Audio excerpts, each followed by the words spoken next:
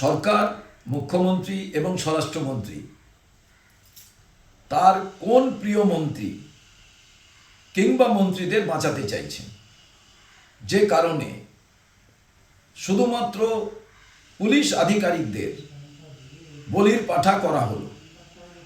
বাংলার মানুষ জানতে চায়।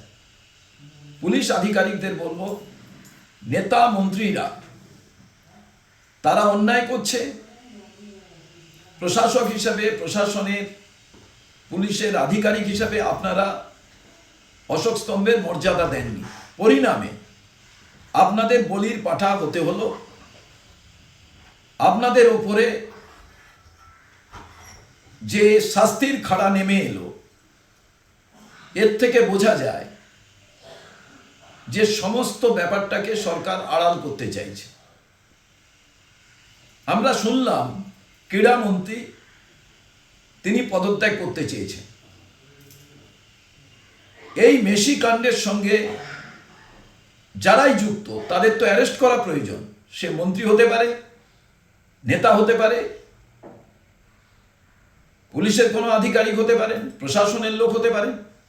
কারণ বাংলার ফুটবলের যে সম্মান, কলকাতা ফুটবলের যে ইতিহাস, সেখানে যে কলঙ্কজনক অধ্যায় আমরা দেখলাম, তা থেকে মুক্ত হতে হলে আমার মনে হয় কঠিন পদক্ষেপ সরকারকে নেওয়া প্রয়োজন এবং মাননীয় মুখ্যমন্ত্রীকে সেই ব্যাপারে সিদ্ধান্ত গ্রহণের আবেদন জানাব।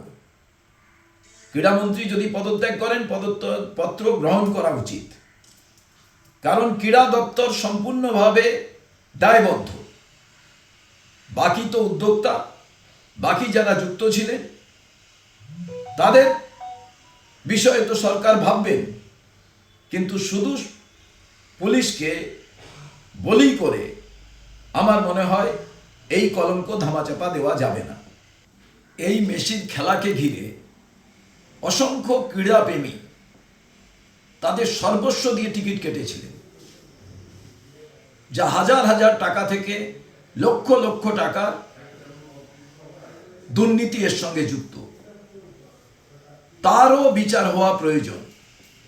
তার কারণ এই অর্থনৈতিক যে ঘাপলা, এটাও কিন্তু ক্রীড়া দপ্তরের সঙ্গে ওতপ্রোতভাবে জড়িত। সরকার এটা কোনোভাবেই অস্বীকার করতে পারে না।